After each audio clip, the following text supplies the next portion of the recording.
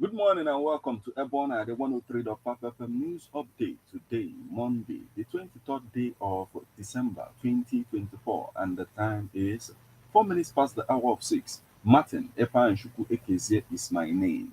The headlines: Anambra stakeholders react to Okija rice stampede that claimed 22 lives. Fire destroys shops in Abia Market. Government not offering free transport to Imo indigenes in Lagos, Governor Osodema.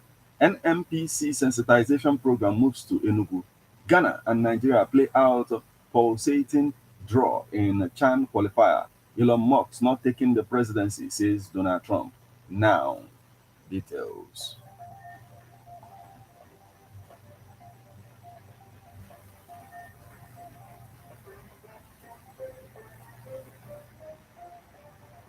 Anambra stakeholders react to Okija rice stampede that claimed 22 lives. More stakeholders